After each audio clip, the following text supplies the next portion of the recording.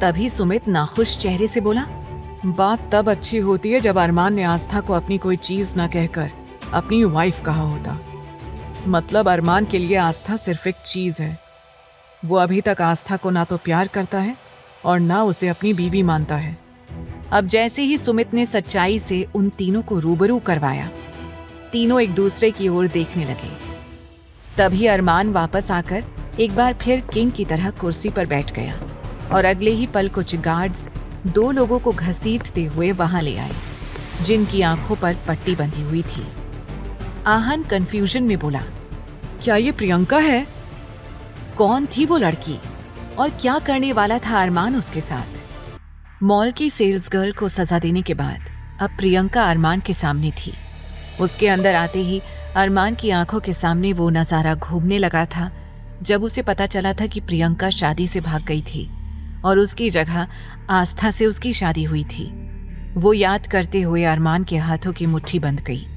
अरमान ने आग उगलती आंखों से प्रियंका को घूरते हुए मन ही मन कहा, आज इस बारे में पता लग ही जाएगा कि आखिरकार आस्था तुम मेरी जिंदगी में क्यों आई हो, क्योंकि मैंने अपने लिए तुम जैसी खूबसूरत लड़की को पसंद नहीं किया था।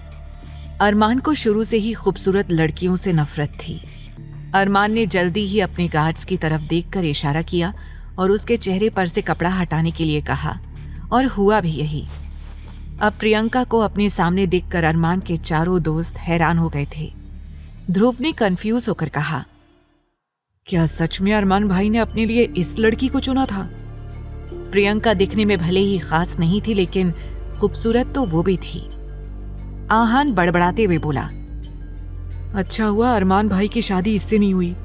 हमारी आस्था भाभी इससे ज्यादा सुंदर है और भाई के साथ सिर्फ आस्था भाभी ही अच्छी लगती हैं। आस्था को पहले दिन से ही वो सब अपनी भाभी का दर्जा दे चुके थे।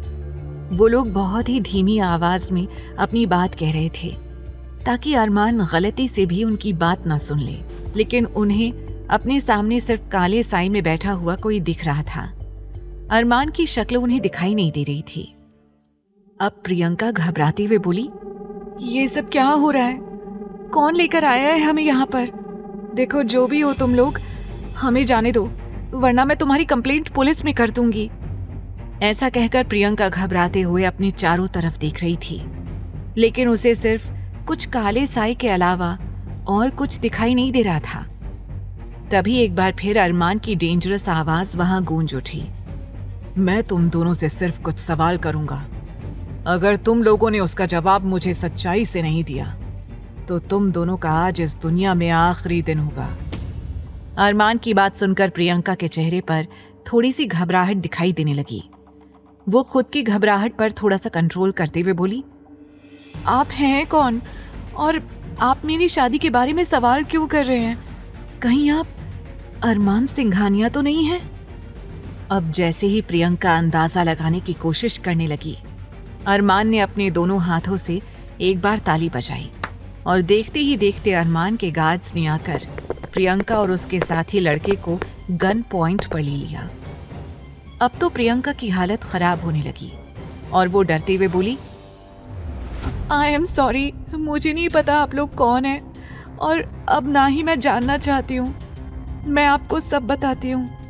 प्रियंका ने चारों तरफ देखकर जल्दी से कहा, मैं कभी भी वो शादी नहीं करना चाहती थी क्योंकि मैं करण से प्यार करती थी, लेकिन मेरे पापा ने मुझे जबरदस्ती फोर्स किया था और मैं शादी के लिए तैयार भी हो गई। तभी मेरे पास एक अनजान आदमी का फोन कॉल आया और उसने मुझसे कहा कि अगर मैं इस शादी से नहीं भागी तो वो मेरे बॉयफ्रेंड करण को मार डालेगा। उन्होंने करण को किडनैप भी कर लिया था, इसीलिए मजबूरन मुझे वो शादी छोड़कर वहां से भागना पड़ा। प्रियंका बिना रुके अपनी बात कहे जा रही थी। उसने आगे हैरान होकर कहा, और करण की जान बचाने के लिए मैं वो शादी छोड़कर भाग गई। जैसे ही मैं उन लोगों के बताए हुए एड्रेस पर पहुंची तो मैंने देखा कि करण को वहां रस्सी से बांधा गया था। तब मैं बहुत ज्यादा डर गई थी। हमें आसपास वहां कोई भी दिखाई नहीं दिया और उसके बाद मेरी हिम्मत ही नहीं हुई कि मैं वापस से शादी के मंडप में जा सकूं, और उसी दिन से हम दोनों छुप रहे थे। तभी अरमान ने सवाल किया, और वो लड़की जिसने अरमान से शादी की वो कौन है? आगे की कहानी जानने के लिए देखें अगला एपिसोड सिर्फ पॉकेट एफएम के YouTube चैनल पर। और तेरे इश्क में के सारे एपिसोड्स को सुनने के लिए डिस्क्रिप्शन में दी लिंक से डाउनलोड करें पॉकेट एफएम ऐप।